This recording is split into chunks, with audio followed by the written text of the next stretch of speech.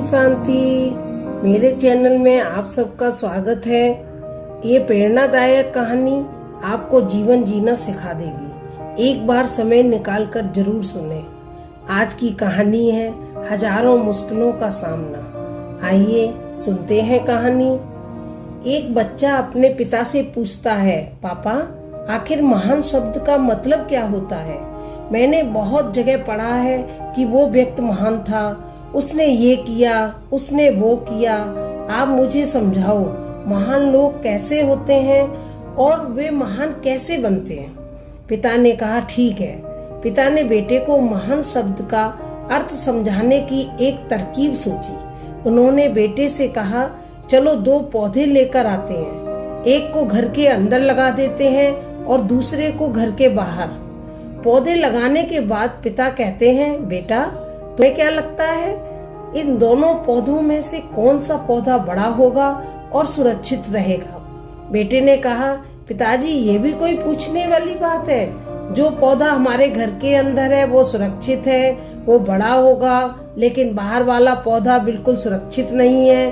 उसे बहुत सारे मौसम झेलने होंगे, उसे कोई जानवर भी खा सकता है।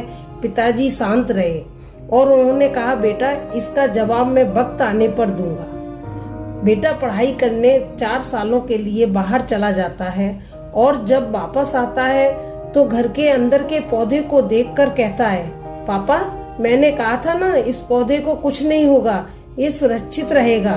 पिता मुस्कुराए और उन्होंने कहा, बेटा जरा बाहर आकर तो देखो, उस दूसरे पौधे को भी तो देख लो। बेटा जब बाहर जाकर देखता है तो एक बहुत बड़ा पेड़ वहाँ पर होता है। बेटे को यकीन नहीं हो रहा कि आखिर वो इतना बड़ा कैसे बन गया, जबकि घर के अंदर का पौधा तो इससे 100 गुना छोटा है। पिता बेटे को समझाते हैं, बेटा ये पौधा इतना बड़ा पेड़ इसलिए बन पाया क्योंकि इसने हर मौसम का सामना किया, हजारों मुश्किल का सामना किया। लेकिन अंदर का पौधा सुरक्षित होने की वजह से न उसने कोई मौसम का सामना किया, न उसे ठीक तरह से धूप मिली और वो बड़ा नहीं बन पाया। बेटा याद रखना, इस पेड़ की तरह दुनिया में वही व्यक्ति महान बन सकता है जिसने हजारों मुश्किलों का सामना किया हो और जो अंदर के पेड़ की तरह जीवन भर सुरक्षित रहने की सोचेगा वो कभी महान नहीं बन पाएगा।